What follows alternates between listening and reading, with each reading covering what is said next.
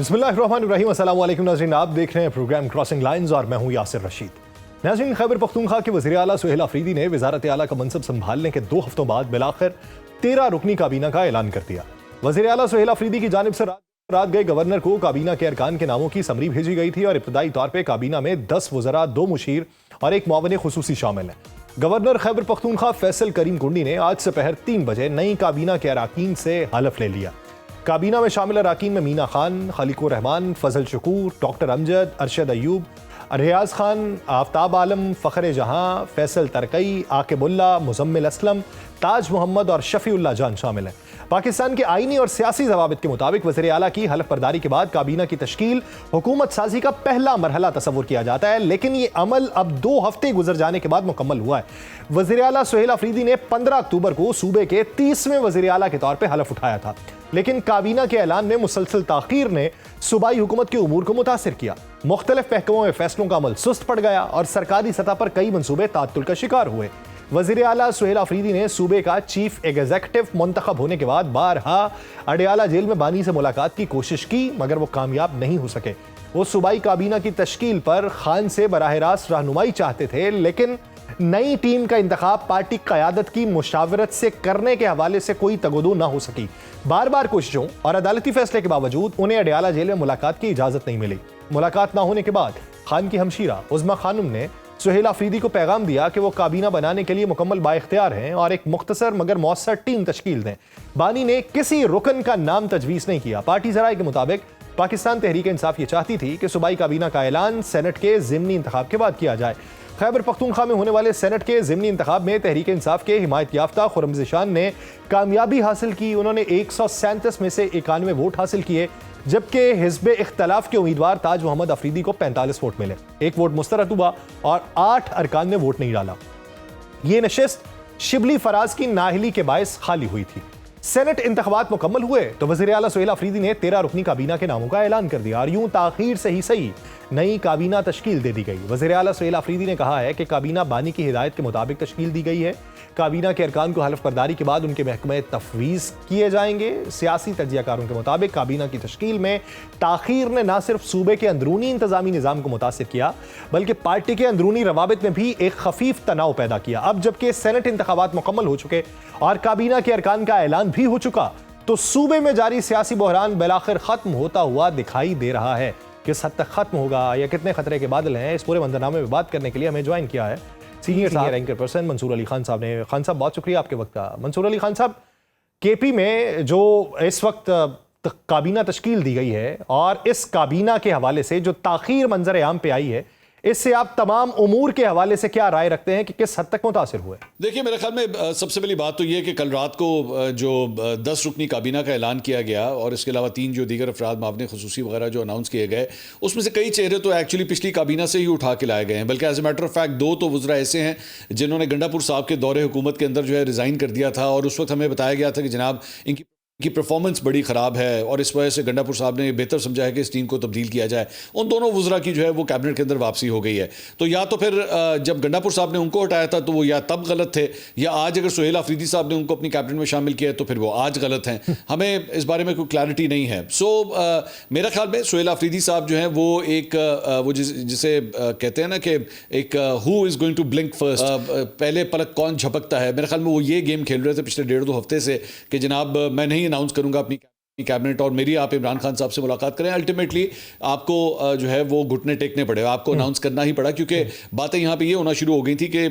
खैबर पख्तूनख्वा में technically speaking हुकूमत है ही नहीं। वज़ीर आला का मुंतखब हो जाना हुकूमत बनाना नहीं होता, कैबिनेट का होना एक्चुअली बहुत ज़रूरी है। और अगर वो ये ना करते तो बातें की जा रही थी कानूनी माहिरीन की जानिब से कि इसके खिलाफ जो है कोई ना कोई कानूनी एक्शन भी सुप्रीम कोर्ट की जानिब से या वहाँ पर अगर कोई पिटिशन फाइल होगी तो किया जा सकता है। तो मेरे ख्याल में सुहेल अफरीदी साहब ने जो काम 1.5-2 हफ्ते के बाद किया है वो ये सारा कुछ पहले भी कर सकते थे, पहले से ही ये कैबिनेट वगैरह बना देते ताकि खैबर पख्तूनख्वा के मामला जो है वो आगे चलते जाएं। लेकिन आज वज़ीर आज़म शहबाज शरीफ आज चित्राल के अंदर वहाँ पे एक सेरेमनी के अंदर मौजूद थे शाम को, तो वहाँ पे उन्होंने फिर बड़ा एक अच्छा जेस्चर उन्होंने शो किया कि मैंने वज़ीर आला को फ़ोन किया था और मैंने उनसे कहा है कि हम सूबे की खुशहाली के लिए, लोगों के लिए जो है हम मिल के आगे चलेंगे, तरक्की के लिए हम आगे चलेंगे। तो इस्लामाबाद की तरफ से अच्छे जेस्चर्स तो आ रहे हैं, लेकिन एक वो दैट वन पर्टिकुलर जेस्चर जो इमरान खान साहब से मुलाकात का, मेरे ख्याल में उसे भी जो है ہے وہ اسلام آباد کو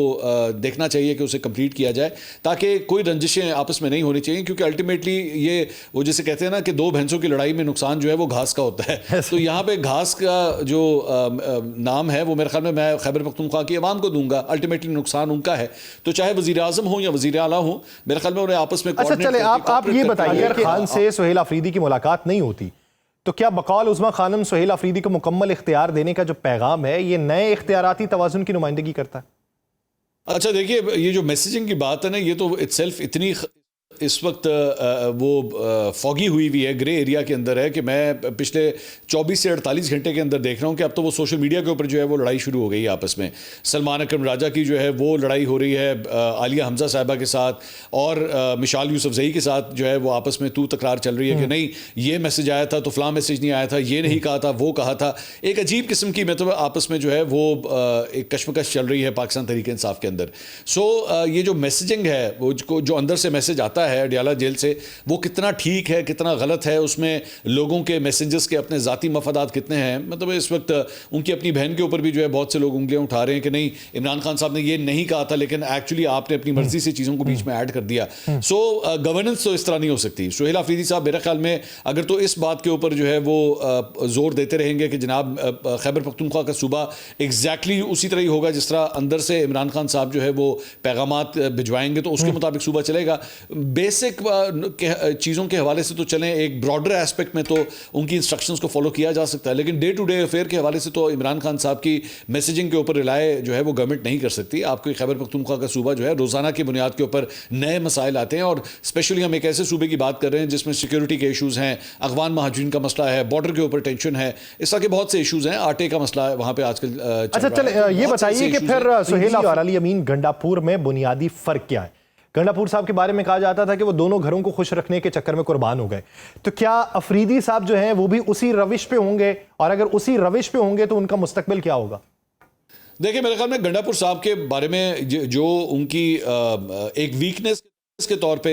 پیش کیا جاتا ہے کہ دونوں گھروں کو خوش کرنے کی وہ کوشش کرتے رہے. اب میرے خیال میں ایک پولیٹیشین کا تو کام یہی ہوتا ہے, ظاہری بات ہے جب آپ اسی سیٹ کے اوپر جا کے بیٹھتے ہیں, be it the prime minister be it the chief minister, آپ کا کام ہی یہی ہوتا ہے کہ آپ نے تمام محکموں کے ساتھ, تمام اداروں کے ساتھ, اہم شخصیات کے ساتھ, اسٹیک ہولڈرز کے ساتھ جو ہے ایک ورکنگ ریلیشن بنانا ہے. ایسا نہیں ہو سکتا کہ آپ جو ہے وہ کبھی کسی ایسی شخصیت کو لا کے بٹھائیں جو یہ کہے کہ جناب میں باقی سب کے ساتھ کام کروں گا, اس پرٹیکولر ادارے کے ساتھ میں کام نہیں کروں گا, نو میٹر واٹ ہیپنز. اس طرح نہیں ہوتا, اس طرح حکومتیں نہیں چلتی, پوری دنیا میں نہیں چلتی. یہ نہیں ہے کہ پاکستان یا خیبر پختونخوا اسپیسیفکلی جو ہے وہ آپ یہ کہہ دیں کہ جناب یہاں پہ اس طرح ہو سکتا ہے باقی جگہوں پہ نہیں ہو سکتا. نہیں, ایسا نہیں ہو سکتا. سہیل آفریدی صاحب بھی اگر یہ سمجھتے ہیں کہ جناب میں اسٹیبلشمنٹ کے ساتھ جو ہے وہ کسی معاملے کے اوپر جو ہے ورکنگ ریلیشن اپنا نہیں بناؤں گا اور everything be all right, نہیں, ایسا نہیں ہوگا. خیبر پختونخوا کے اندر جس طرح میں نے تھوڑی دیر پہلے ایشوز بتائے کہ کون کون سے ایشوز ہیں, اس کے اندر اسٹیبلشمنٹ کے ساتھ ورکنگ ریلیشن بنانا پڑے گا, آپ کو کرنا پڑے گا. اور میرے خیال میں کور کمانڈر پشاور نے آلریڈی ایک وزٹ کر کے جو ہے وہ اپنی طرف سے اس کا آغاز کر دیا ہے. اب دیکھتے ہیں کہ آفریدی صاحب جو ہے اس چیز کو فالو کرتے ہیں یا نہیں کرتے, لیکن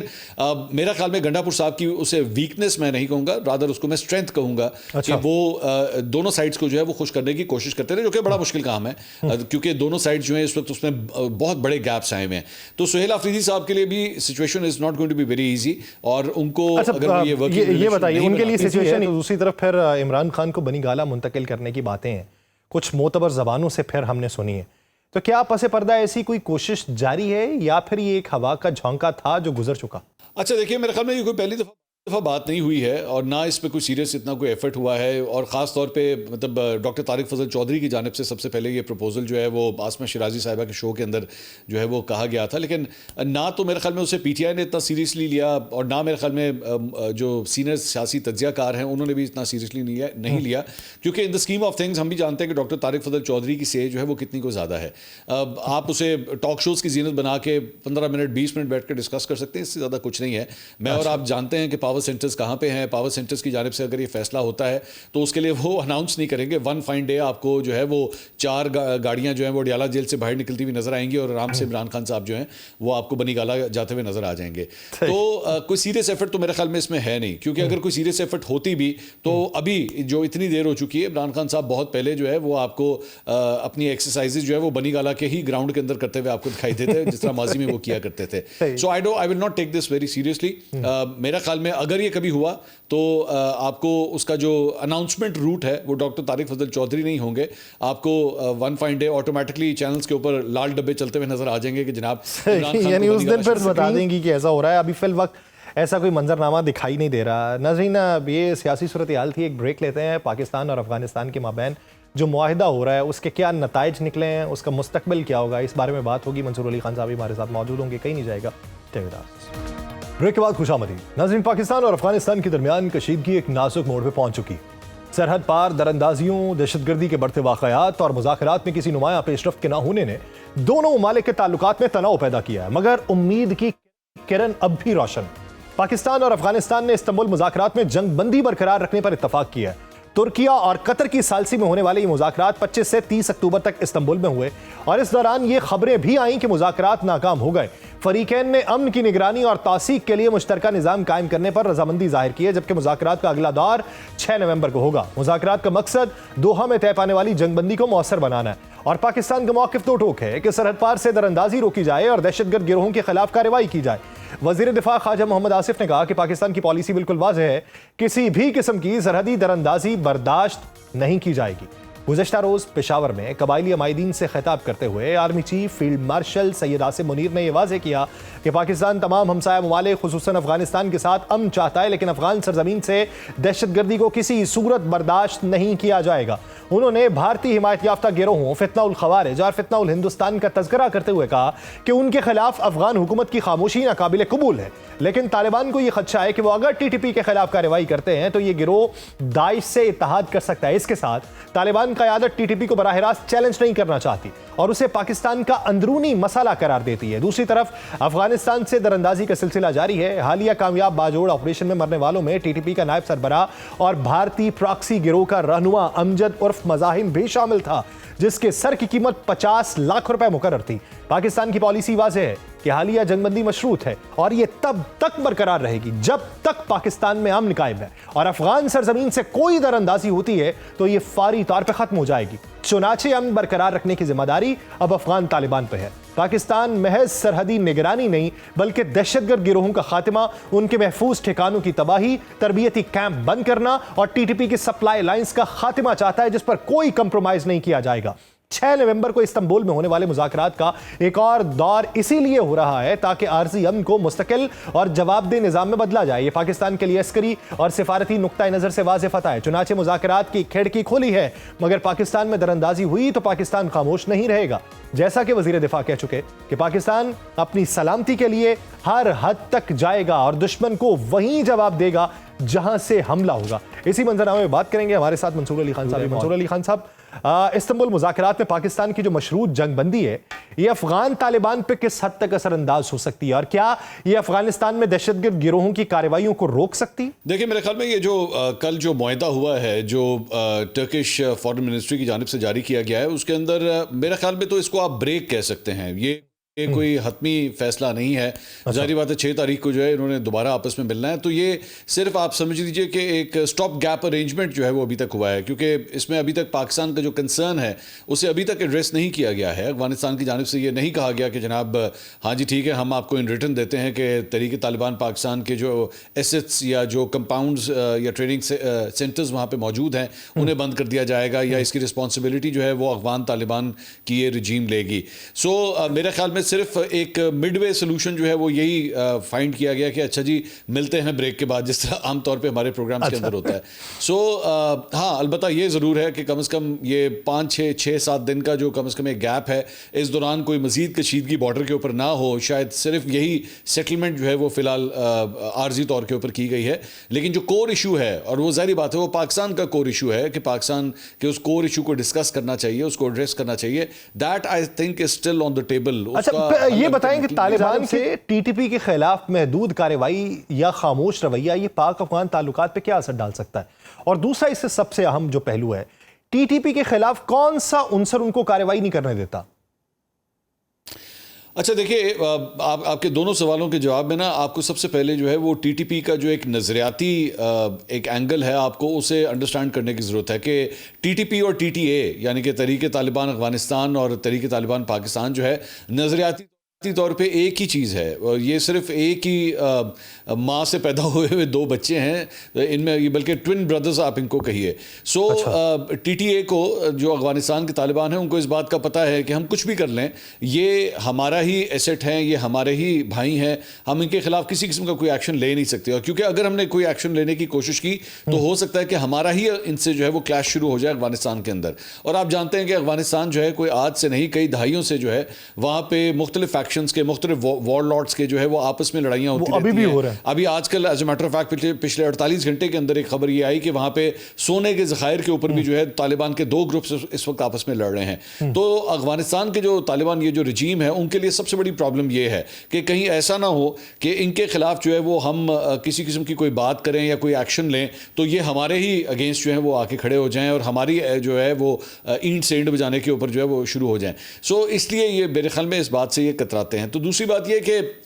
یہ معاملہ جو ہے وہ پاکستان کے لیے، پاکستان کو اس بات کا پتہ ہے کہ فائر پاور ہمارے پاس ہے، طاقت کا توازن جو ہے وہ پاکستان کی طرف ہے. اور اگر اس معاملے کو ایڈریس نہ کیا گیا تو صرف اور صرف ٹی ٹی پی نہیں بلکہ ٹی ٹی اے جو افغانستان کی جو طالبان رجیم ہے وہ بھی اس کی وجہ سے بہت سیویرلی ہٹ ہوگی. سو پاکستان کی میرے خیال میں جو اسٹریٹجی ہے وہ یہی ہے کہ افغان طالبان رجیم کو جو ہے وہ اس کو پریشرائز کیا جائے، اسے کنونس کیا جائے کہ جناب آپ کو کچھ نہ کچھ تو، اگر آپ کم از کم ان کے اگینسٹ ایکشن نہیں لے سکتے تو کم از کم ان کو کنٹرول کرنا پڑے گا. سرحد پار اچھا، کنٹرول کے حوالے سے تو ابھی جو چیزیں پہ آ رہی ہیں وہ تو کافی مبہم ہے، لیکن آپ کیا سمجھتے ہیں مذاکرات کی معطلی اور پھر بحالی، اس میں ترکی اور قطر کا کردار ثالثی کے طور پہ یا میزبانی کے طور پہ کتنا اہم ہے؟ کہ جب ہمارے وزیر اطلاعات یہ کہہ چکے تھے کہ ان مذاکرات کا کوئی مثبت نتیجہ نہیں نکلا، تو پھر یہ نتیجہ کیوں نکلا کہ بات چیت جاری رہے؟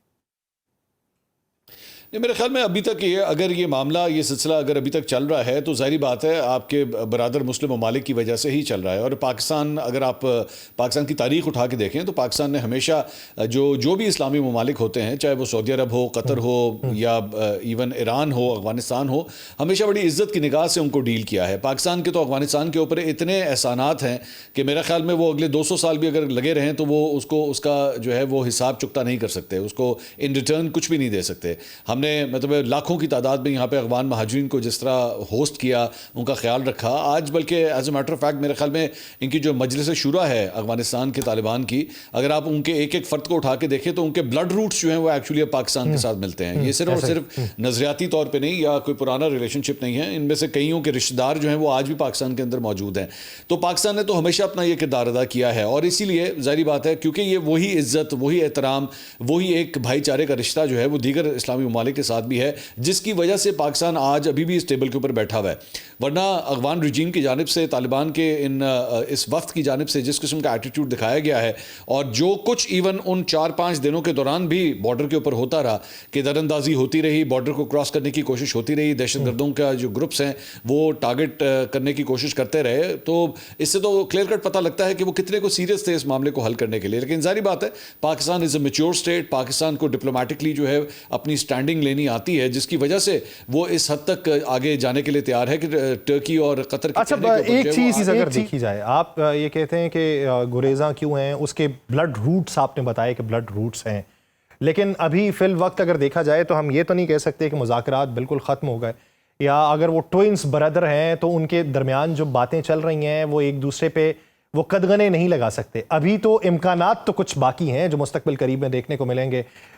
6 اگر تاریخ کو ذہن کے اندر رکھا جائے تو ہو سکتا ہے اس میں بہتر نتیجہ دیکھنے کو مل جائے، ہو سکتا ہے کہ ورسٹ کنڈیشن کے اندر ہم چلے جائیں. دونوں صورتیں موجود ہیں، لیکن ہم ایک مفروضہ ذہن کے اندر رکھ لیتے ہیں کہ اگر بالفرض یہ معاہدہ ہو جاتا ہے اور افغانستان اپنی سرزمین سے پاکستان میں دراندازی کو کنٹرول کر لیتا ہے، تو پھر یہاں پر موجود جو سلیپر سیلز ہیں ان کے خلاف کارروائی پاکستان کے لیے کتنی آسان ہو جائے گی، یا پھر وہ سلیپر سیلز جو ہیں وہ ہائبرنیشن موڈ میں چلے جائیں گے؟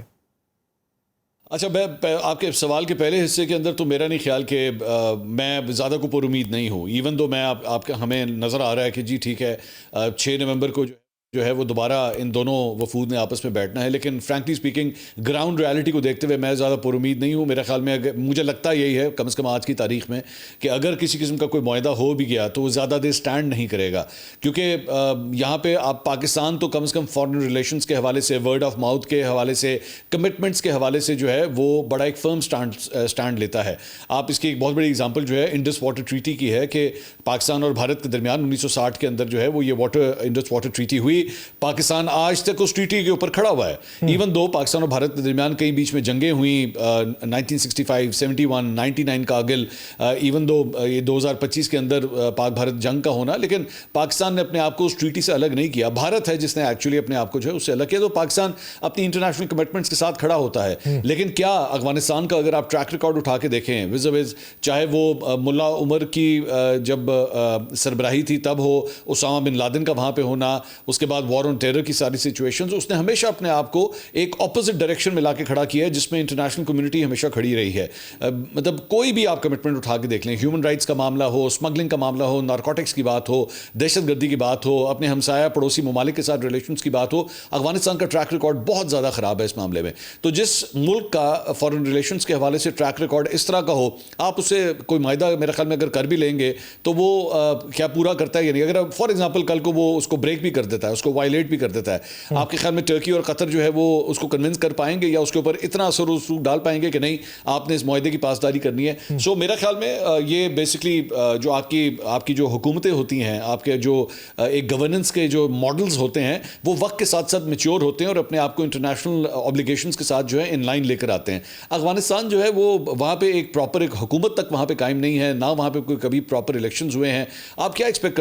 कर सकते हैं इस रिजीम से कि अगर वो कमिटमेंट करेगी भी तो क्या उसे वो फुलफिल भी करेगी? यानी इस पूरे में आप कहते हैं कि पुरुमीद तो नहीं है हम। और दूसरी बात ये है कि जिस तरीके से अमेरिका के साथ मुआहदे अफगानिस्तान ने किए और अफगानिस्तान ने इस बात की यकीन दहाई करवाई, इंश्योर करवाया कि अफगानिस्तान की सरजमीन जो है अमेरिका या उसके इत्तेहादी के खिलाफ इस्तेमाल नहीं होगी, और जिस बारे में अब अफगानिस्तान ये कहता है कि वो मुआहदे का इससे कोई ताल्लुक नहीं है और पाकिस्तान के अंदरूनी मसले से तशबीह देता है इस मसले के हवाले से, तो मुस्तकबिल करीब के अंदर अगर वो इस मुआहदे से इनहराफ करता भी है तो तुर्की और जो कतर है वो इस ज़िमन के अंदर जामिन नहीं हो सकते या गारंटर नहीं हो सकते कि ऐसा कुछ नहीं किया जाएगा। लेकिन बेहतरी की उम्मीद की जा सकती है कि इम्कानात हैं कि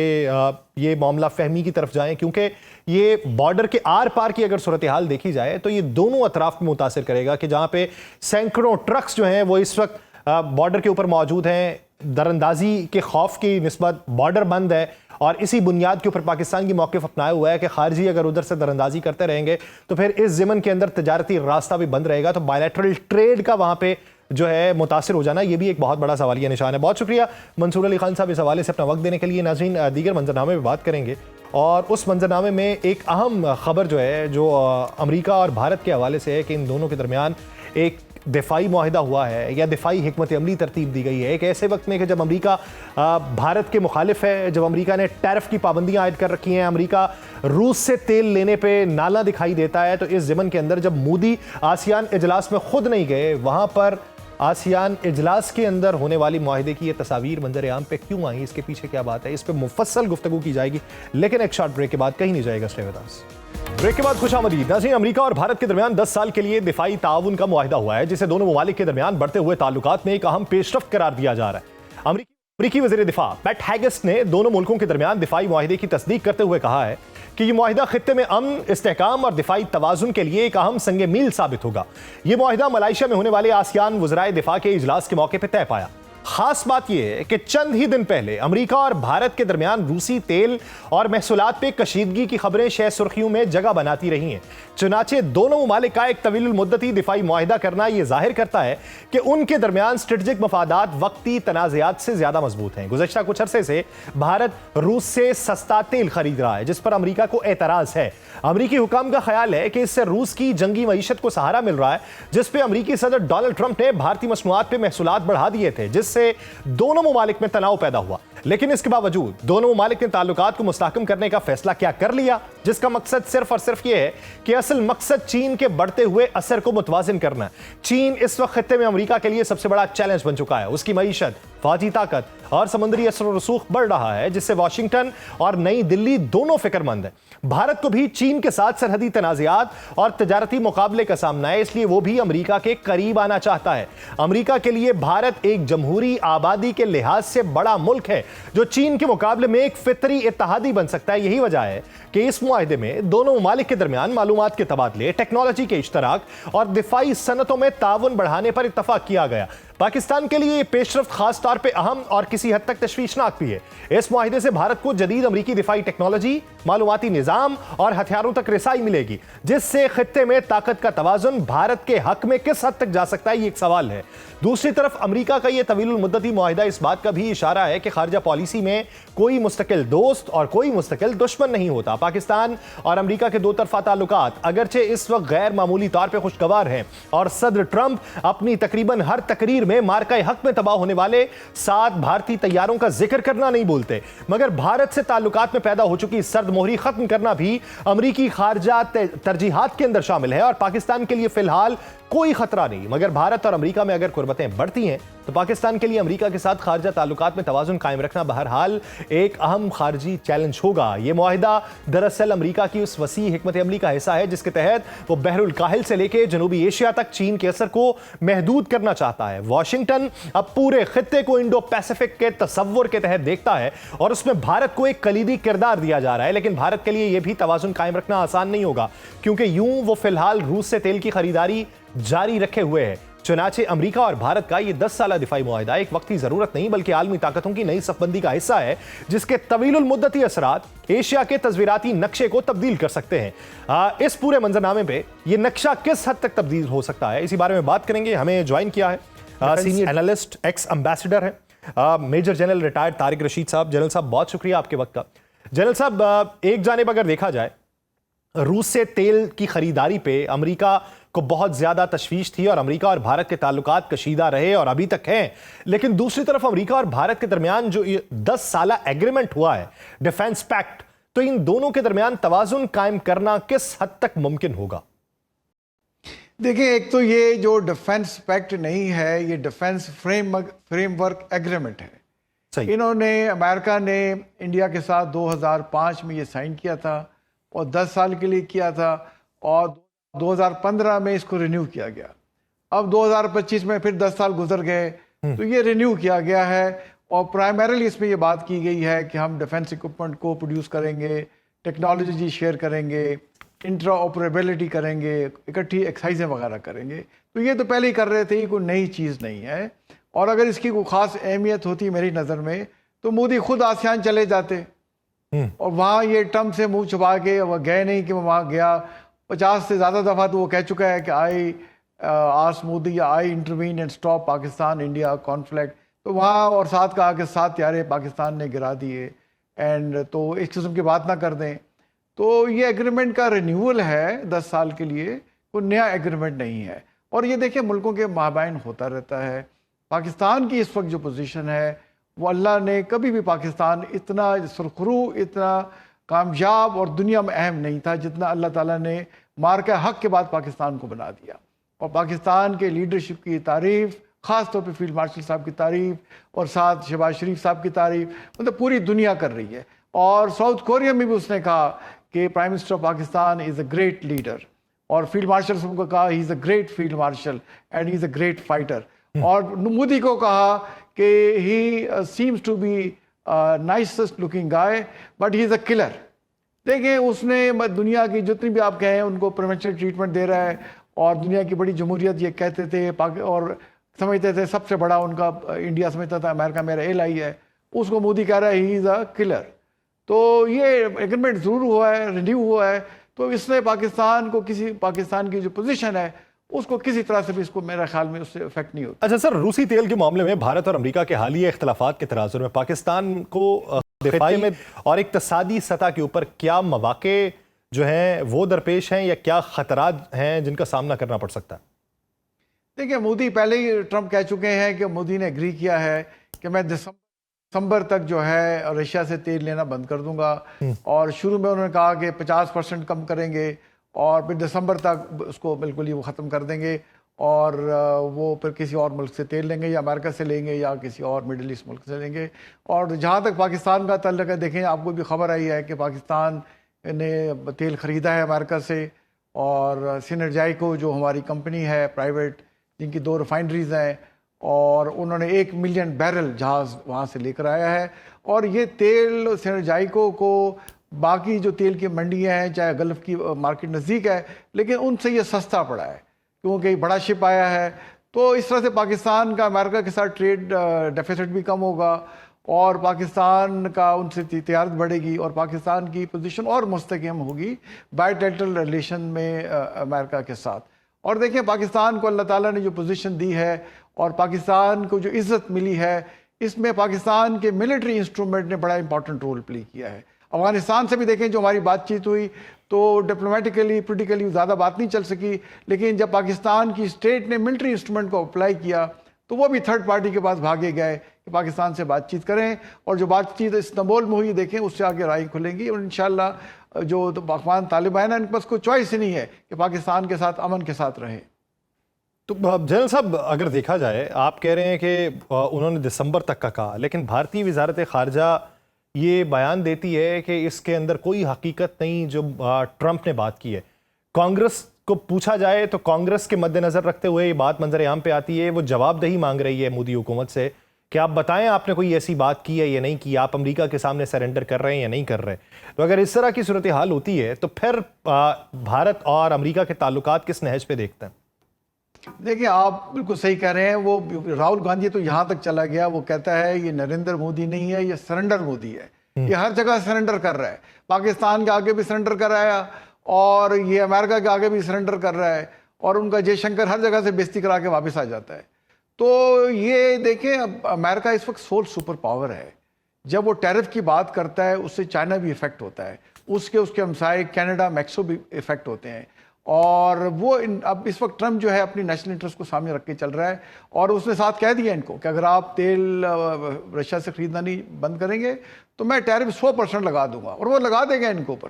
تو اس لیے دیکھیں بات چیت جو میڈیا میں کرنا اور ہوتا ہے اور ریالٹی ڈفرینٹ ہوتی ہے. تو میرا نہیں خیال کہ یہ انڈیا افورڈ کر سکے گا کہ امریکہ کا پریشر لے. دیکھیں ان کے ساتھ امریکہ کے ساتھ تجارت جو ہے وہ 135-40 بلین ڈالر کی ہے,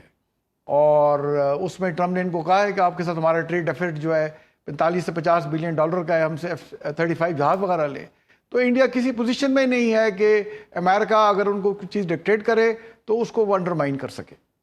اچھا سر ایک چیز بتائیے, بہت سارے ممالک کے جو تعلقات ہوتے ہیں وہ دو طرفہ بنیادوں کے اوپر ہوتے ہیں, کچھ لو اور کچھ دو کی پالیسیز کے اوپر ہوتے ہیں.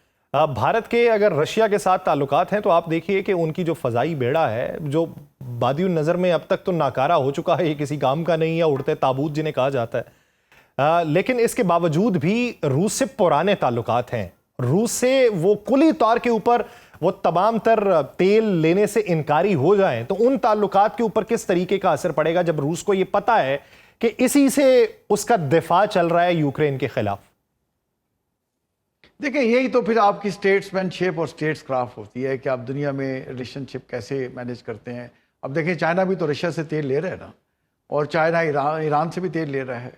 تو میرا خیال ہے یہ جس طرح سے ایک بہت بڑی تعداد میں ان سے تیل بلینز آف ڈالر کا ڈیلی بیسس پہ لے رہے تھے, اس طرح نہیں لے سکیں گے. کافی حد تک اس میں کمی آئے گی, اور کیونکہ اس وقت دیکھیں جو دنیا میں جیسے میں نے پہلے کہا کہ سول سپر پاور امریکہ ہے, اس کو انڈیا کسی طرح سے بھی انٹرمائن نہیں کر سکتا. بہت بڑی وہاں ان کا ڈائسپورا ہے, اور ان کا جو ہے تمام جو دنیا کی انسٹیٹیوشن ہے, دیکھیں اقوام متحدہ کو بھی تمام دنیا جو امداد دیتی ہے وہ اس سے زیادہ امریکہ اکیلا اس کو امداد دیتا ہے. تو چاہے انٹرنیشنل کورٹ آف جسٹس ہو, چاہے IMF ہو, چاہے ورلڈ بینک ہو, وہ امریکہ کی مرضی سے ہی چلتے ہیں, اسی کے بنائے ہوئے ادارے ہیں, اور وہی ان کی جو ہے ان کا حساب کتاب رکھتا ہے. تو انڈیا جو ہے جیسے آپ نے بھی ان کو ڈیفنس ایگریمنٹ جیسے ہے, میں اس کو ڈیفنس میں نے جو پڑھا ہے وہ فریم ورک ہے, it's a defence framework sign ہوا ہے اگلے 10 سال کے لیے اور رینیو ہوا ہے. تو اس طرح سے بائیلیٹرل تعلقات میں انڈیا اگر اس کو کمپیریزن کرنا پڑے امریکہ اور رشیا کے تعلقات میں, تو آئی تھنک وہ اس کا ٹلٹ امریکہ کی طرف ہی ہوگا. تو سر اگر دیکھا جائے ڈپلومیٹک محاذ کے اوپر تو وہ تو آئسولیشن کا شکار ہے پچھلے کچھ لمبے عرصے سے. یکسر بڑے بڑے فارمز کے اوپر سے مودی کا وائپ آؤٹ ہو جانا یا کنارہ کشی اختیار کرنا یا ٹرمپ سے کنھی کترانا جسے کہتے ہیں وہ دکھائی دے رہا ہے. تو اس منظرنامے میں اگر امریکہ کی طرف دوبارہ ان کا جھکاؤ بڑھتا ہے تو پھر ان کی واپسی کتنی مدت میں ممکن ہو سکتی؟ دیکھیں تعلقات جو ہے جیسے آپ نے کہا کہ نیشنل انٹرسٹ پہ بیس کرتے ہیں, اور امریکہ جو ایک حد سے زیادہ ان پہ پابندی میرے خیال میں نہیں لگائے گا. ہمیں اپنے تعلقات دیکھنے ہیں. دیکھیں جو اگر انڈیا افغانستان سے پینگے بڑھانا چاہتا ہے تو ہمیں تو کوئی اعتراض نہیں, افغانستان سے بڑھائیں, بٹ ہماری جو ہے ریڈ لائن کراس نہیں ہونی چاہیے. ان کے ریلیشن شپ جو افغانستان سے ہے وہ ہماری کاسٹ پہ نہیں ہونے چاہیے. اسی طرح امریکہ سے ان کے جو تعلقات ہیں وہ ہماری کاسٹ پہ نہیں ہونے چاہیے. امریکہ کو ریئلائز ہو گیا. دیکھیں ابھی جو جا کے وہ ساؤتھ کوریا میں شی جن پنگ سے ملے ہیں, تو جتنے بھی دنیا میں کرٹیکل منرل ریئر ارتھ میٹلز ہیں ان کی 90% پروسیسنگ چائنا کرتا ہے. تو پہلے تو انہوں نے ان پہ 145% پابندیاں لگا دی, اور جب چائنا نے کہا کہ ہم جو ہمارے پاس کرٹیکل منرلز ہیں, ریئر ارتھ میٹل ہیں, ان کے ایکسپورٹ پہ اس نے امریکہ پہ پابندیاں لگا دی. تو دیکھیں مجبور ہونا پڑا, اور خود جا کے شی جن پنگ سے ملے اور پھر اس میں ایگریمنٹ کیا کہ آپ وہ پابندیاں اٹھائیں اور ہمیں وہ آپ کے وہ چاہیے کرٹیکل منرلز. تو اس طرح سے بات چیت دیکھیں, سڈنلی آپ ٹیرف لگا دیں, ایسی بات چیت نہیں چلتی. دنیا میں ایک دوسرے پہ ڈپینڈنسی رہتی ہے ایک دوسرے ملکوں کی, اور مل جل کے چلنا ہوتا ہے. تو پاکستان کی میں یہ پوزیشن بتا رہا تھا, تو اللہ کے فضل سے پاکستان میں دیکھیں وہی چیز جو ہے کوبالٹ کے ہیں, اینی اس کے ہیں, اس میں اینی منی کے ہیں, اور تو اس کے بڑے ذخائر ہیں, کوبالٹ کے ہیں, لیتھیم کے ہیں, جو چترال میں ملے ہیں, جو گلگت بلتستان میں ملے ہیں, جو بلوچستان میں ملے ہیں. اور ہمارے ساتھ تو دیکھیں $500 ملین کا انہوں نے ایگریمنٹ بھی کر لیا ہے آ کے. تو پاکستان کی جو پوزیشن ہے اور پاکستان نے جو لیڈرشپ اسپیشلی جو ٹرمپ نے دیکھی, تو وہ پاکستان کے انشاءاللہ تعلقات جو ہیں وہ انڈیپینڈنٹ رہیں گے, اور اس کا میرے خیال ہے انڈیا کے ساتھ جوڑنا مناسب نہیں ہوگا. صحیح, پاکستان کے تعلقات امریکہ کے ساتھ بہتر رہیں گے, بھارت کے تنازع مناسب نہیں ہے, اور پاکستان یہ چاہتا ہے کہ خطے کے اندر طاقت کا توازن جو ہے وہ بہتر رہے, اور ہمیں یہ دیکھنا ہے کہ اس موقع کا فائدہ پاکستان کے قومی انٹرسٹ میں کس طریقے سے اٹھایا جا سکتا ہے. بہت شکریہ major general retired Tariq Rashid صاحب اس حوالے سے اپنا وقت دینے کے لیے. ناظرین پروگرام کا وقت ختم ہوا چاہتا ہے, مجھے دیجیے اجازت, آپ سے ملاقات ہوگی کل کے روز. اپنا بہت سا خیال رکھیے گا, اللہ نے کے بعد.